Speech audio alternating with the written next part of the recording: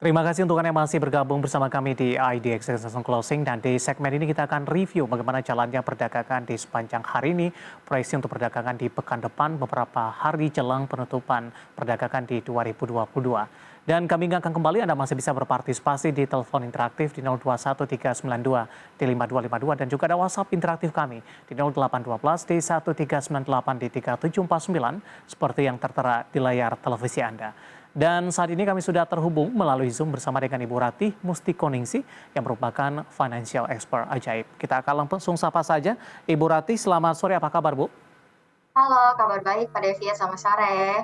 Terima kasih Ibu Ratih sudah meluangkan waktu di IDX Channel. Di sepanjang perdagangan hari ini, indeks harga saham gabungan lebih dominan bergerak di zona merah Ibu Ratih, tapi level 68 tampaknya masih mampu dipertahankan di penutupan sesi kedua hari ini.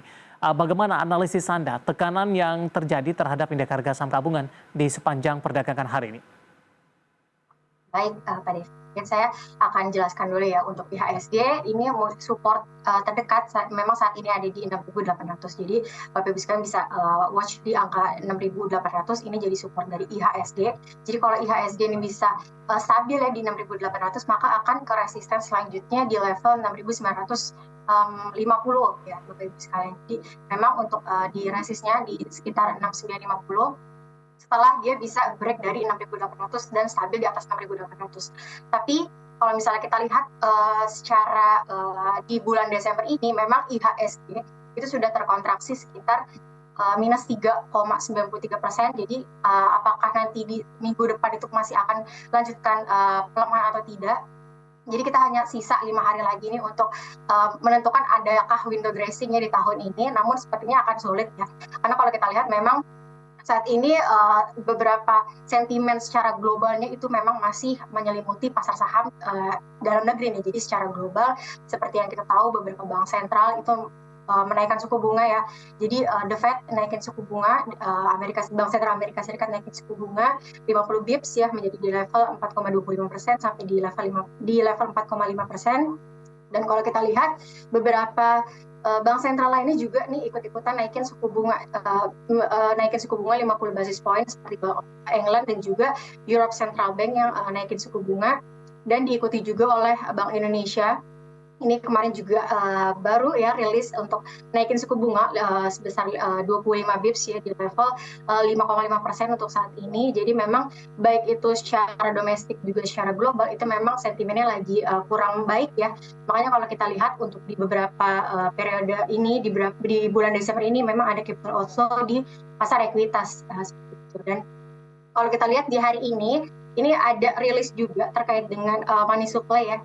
Jadi kalau kita lihat untuk tingkat penyaluran kredit ini juga berdasarkan data M2 bahwa penyaluran kredit di bulan November itu turun dibandingkan penyaluran kredit di bulan Oktober. Jadi itu juga jadi salah satu sentimen negatif bagi beberapa big banks ya. Jadi kalau kita lihat big banks memang ditutup merah, namun kalau kita lihat BMRI dan BBCA ini menarik, dia ditutup stagnan ya Bapak Ibu sekalian. Jadi itu kenapa? Karena kalau kita lihat dari penyaluran kredit ini terlihat bahwa untuk segmen korporasi ini masih tetap solid.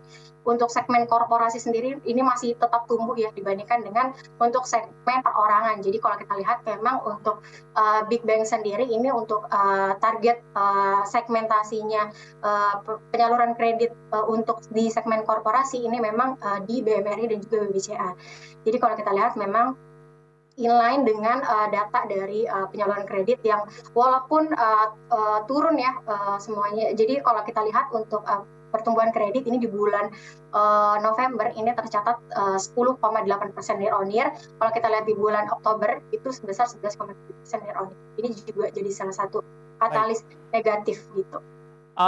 Tadi Anda katakan cukup sulit nampaknya window dressing terjadi di tahun ini. Kita ingin tahu, Ibu Ratih, kemana arah pergerakan indeks harga saham gabungan di sisa 5 hari perdagangan untuk minggu depan ini. Apakah investor tidak ada salahnya tetap berharap nih Bu, meskipun kemungkinannya kecil seperti yang sudah Anda katakan tadi?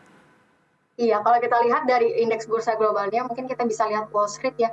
Wall Street ini kemarin juga ditutup terkoreksi cukup dalam. Kalau kita lihat dari S&P, terus kemudian juga Dow Jones, kemudian juga Nasdaq. Ini Nasdaq ditutup cukup dalam ya, minus 2,18%. Ini kenapa? Karena sebenarnya sentimennya masih secara global. Jadi kalau kita lihat dari indeks bursa globalnya juga masih negatif karena The Fed masih akan hawkish untuk di tahun depan. Jadi kalau kita lihat memang masih sentimen secara globalnya itu masih menyelimuti kita punya IHSG. Jadi memang seperti itu pandangannya. Jadi sepertinya masih sulit ya untuk di minggu depan ya untuk 5 hari sisa perdagangan bursa. Jadi masih akan cukup sulit ya untuk ditembus ya ke level resist tadi di level 6.950. Baik, bagaimana menyikapi kondisi ini Bu Ratih, terutama dalam strategi berinvestasi di pasar saham jelang pergantian tahun di 2022 ini, terutama untuk perdagangan di minggu depan ini. Mungkin dari sisi sektor atau secara keseluruhan para investor sampai sejauh ini masih lebih cenderung ke arah wait and see terlebih dahulu. Untuk strateginya seperti apa? Strateginya bisa wait and see terlebih dahulu ya. Jadi kita lihat apakah IHSG ini bisa stabil di area saat ini di area supportnya ya, support yang sekarang. Di area resist yang udah jadi supportnya saat ini di 6.800, apakah bisa stabil di level 6.800? Jadi kita masih wait and see dulu. Jika bisa stabil di 6.800, kemudian ada penguatan kembali ya untuk menguji resist terdekat selanjutnya di 6.863 di area MA20-nya. Ini maka akan ada potensi untuk IHSG ada reversal ke level 6.900. Jadi masih wait and see untuk saat ini.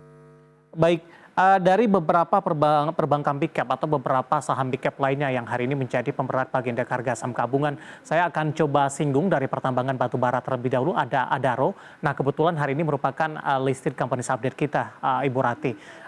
Berencana membagikan dividen interim, ini nilainya sangat besar dan merupakan dividen interim tertinggi di sepanjang sejarah Adaro. Tapi tampaknya ini tidak memberikan dampak yang cukup signifikan untuk Adaro hari ini ikut menjadi pemberat bagi indeks harga saham gabungan. Sebenarnya terkait dengan rencana pembagian dividen interim ini sudah price in atau tidak begitu? Karena mengingat sebelumnya Adaro juga sempat sudah mengalami kenaikan signifikan, Ibu Ratih. Baik, untuk Adaro memang hari ini ada pelemahan. Hari ini turun ya 3,05%. Kemudian untuk sentimennya sendiri, ini bagi dividen tadi Mas David udah jelaskan ya terkait pembagian dividen yang meningkat ya dibandingkan dengan dividen interim di tahun lalu.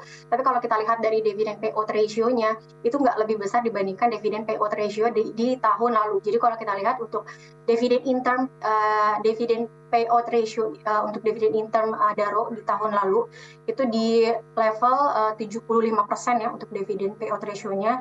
Tapi kalau kita lihat untuk di saat ini di per September 2022 ini dividen interim yang dibagikan oleh Adaro ini hanya sebesar 26% untuk dividen payout ratio-nya. Jadi kalau kita lihat memang untuk dividen payout ratio-nya ini masih lebih besar di tahun lalu ya kalau kita lihat. Walaupun kalau kita lihat untuk jumlah nominal yang diberikan untuk dividennya sendiri itu lebih besar di tahun ini sebesar 500 juta ya US dollar. Baik, secara teknikal hari ini koreksi cukup dalam, Ibu Ratih, 3,05%, ditutup di 3810. Kemana arah perdagangan Adaro untuk di minggu depan? Apakah momentum koreksi hari ini bisa dimanfaatkan untuk mulai cicil beli atau lebih ke arah wait and see terlebih dahulu untuk Adaro? Ya, untuk strategi seperti apa bisa di watch ya, di supportnya bisa buy on plus di area supportnya di 3.680. Kemudian untuk resist terdekat dari Adaro di 4.000. Jadi untuk Adaro sendiri saat ini masih wait and see, bisa di watch untuk supportnya di area 3680 sampai 3660. Jadi bisa wait and see dan buy on weakness untuk saat ini. Artinya tunggu koreksi lebih dalam lagi untuk Adaro ini. Sepertinya masih akan ada pelemahan untuk Adaro. Baik, penutupan hari ini di 3810, level support yang bisa diperhatikan di 3680 dengan targetnya atau resistennya bisa menyentuh ke level 4000 dan lagi-lagi keputusan investasi tetap pada tangan para investor dan trader pasar modal Indonesia. Ibu Ratih, menarik, kita akan jeda, nanti kita akan lanjutkan, nanti juga kita akan lihat saham-saham pilihan apa saja yang Anda rekomendasikan dan pemirsa kami akan segera kembali sesaat lagi.